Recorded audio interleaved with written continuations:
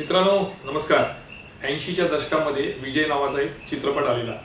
या चित्रपटामध्ये एक मालक एक नोकर एकत्र काम करतात। अचानक भांडण होतं, नोकर बाहेर पडतो, स्वतःचा व्यवसाय सुरू करतो। त्यानंतर मग त्यांची मुलं ते एकमेकाच्या विरोधात संघर्ष करतात बिझनेसमध्ये। आज महाराष्ट्राच्या राजकारणामध्ये ही कथा शिवसेनेला तंतोतंत लागू पडते।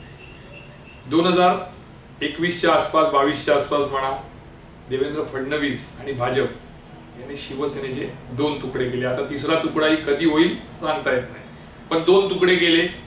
एकेकाळी जे एकनाथ शिंदे उद्धव ठाकरेंची वाट बघत मातोश्री बंगल्याच्या एंटी चेंबरमध्ये बसायचे, किंवा उद्धव ठाकरेंनी ज्या एकनाथ शिंदेना मान सन्मान दिला त्याच एकनाथ शिंदेनी जेव्हा ईडी आणि आयटीची कारवाई गळ्यापर्यंत आली तेव्हा शिवसेना फोडली, उद्धव ठाकरेंची साथ सोडली आणि ते भाजप सोबत निघून गेले। त्यानंतर तर तुम्ही गेल्या 2.5-3 वर्षाचा इतिहास पाहिला तर महाराष्ट्राच्या राजकारणामध्ये निवडणुका आल्या, निवडणुका गेल्या। एकनाथ शिंदेनी आपापल्या परीने आपला पक्ष वाढवला, उद्धव ठाकरे यांनी आपल्यासोबत जे शिलेदार आहेत, जे कार्यकर्ते आहेत त्यांना घेऊन पक्ष वाढवण्याचा प्रयत्न केला।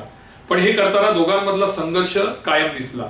जेव्हा जेव्हा वेळ मिळाली गद्दार म्हणत, 50 खोके म्हणत उद्धव ठाकरे आणि आदित्य ठाकरे यांनी एकनाथ शिंदे यांना टार्गेट केलं, तर तुमची आम्ही का स्वाद सोडली हे सांगताना एकनाथ शिंदे आणि त्यांच्या शिलेदारांनी देखील वेळोवेळी उद्धव ठाकरे आणि आदित्य ठाकरेंवर प्रहार केला।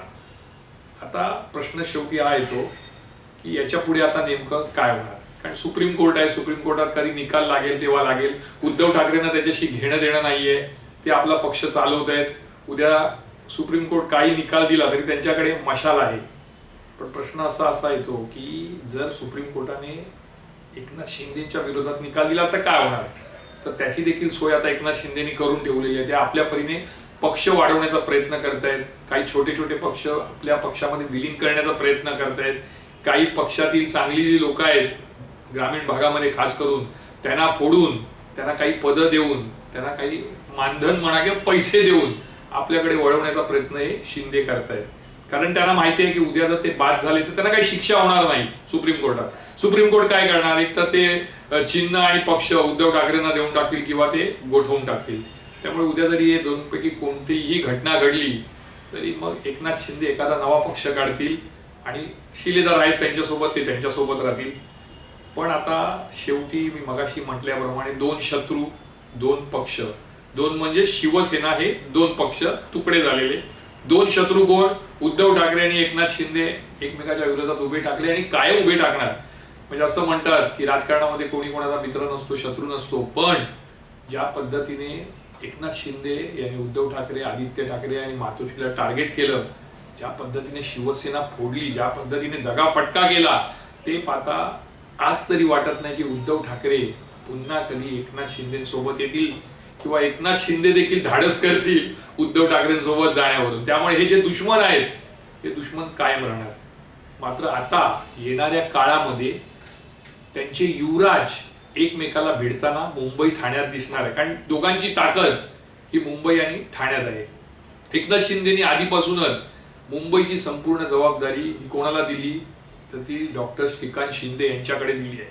त्यांनी पुढचं सगळं ओळखलं आहे, त्यांना माहिती आहे आपला उत्तराधिकारी कोण आहे, तर तो श्रीकांत शिंदे आहे। त्यामुळे त्याला खासदार केलं, त्यांच्याकडे मुंबईची जबाबदारी दिली, ठाण्याची जबाबदारी ऑलरेडी, कल्याण डोंबिवलीची जबाबदारी ऑलरेडी ही श्रीकांत शिंदे यांच्या खांद्यावर आहे। कारण तिकडचे सगळे निर्णय हे एकनाथ शिंदे घेत नाहीत तर ते श्रीकांत शिंदे घेतात। त्यामुळे श्रीकांत शिंदेना मैदानात पूर्णपणे ताकदीनिशी एकनाथ शिंदे यांनी उतरवलेलं आहे।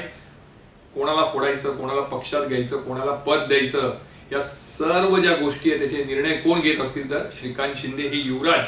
युवराज कोणाचे तर एकनाथ शिंदेचे चिरंजीव म्हणून ते युवराज, त्यांच्यावरती सगळी जबाबदारी सोपवली आहे। त्यामुळे येणाऱ्या काळामध्ये श्रीकांत शिंदे हे नाव पुढे येईल तर आश्चर्य वाटायला नको। दुसरीकडे ठाकरेंच्या शिवसेनेचं काय होणार, उत्तराधिकारी कोण तर ते आदित्य ठाकरे।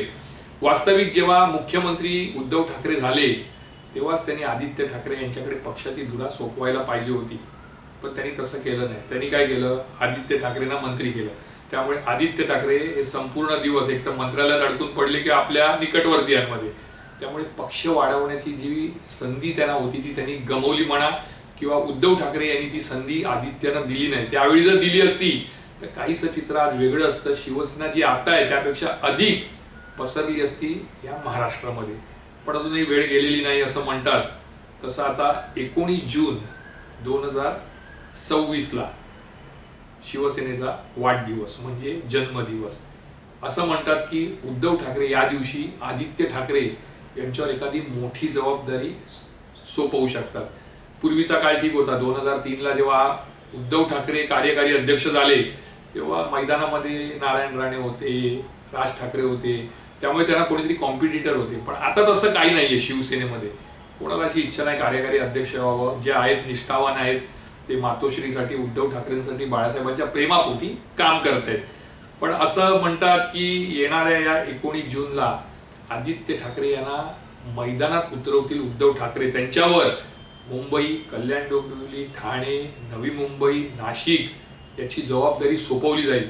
त्यामुळे अप्रत्यक्षपणे जर एकंदरीत परिस्थिती पाहिली तर येणाऱ्या या वर्षामध्ये 2 युवराज म्हणजे एकीकडे आदित्य ठाकरे, एकीकडे श्रीकांत शिंदे, एक माजी मुख्यमंत्री, दोन्ही माजी मुख्यमंत्री उद्धव ठाकरे आणि एकनाथ शिंदे, या दोघांचे चिरंजीव येणाऱ्या काळामध्ये शहरी भागात एकमेकांना भिडणार हे 100%. आता कोण कोणावर भारी पडणार, कोण कोणाच्या विरोधात कशा प्रकारे आक्रमक होणार, कोण कोणाला कसं टार्गेट करणार याची उत्सुकता सगळ्यांना आहे.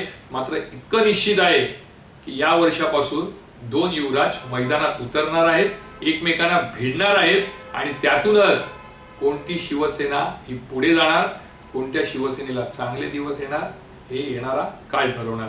मी अमित जोशी पुन्हा एकदा रविवारी नवा विषय घेऊन तुमच्यासोबत येईल. तोपर्यंत तुमची रजा घेतो. जय हिंद, जय महाराष्ट्र.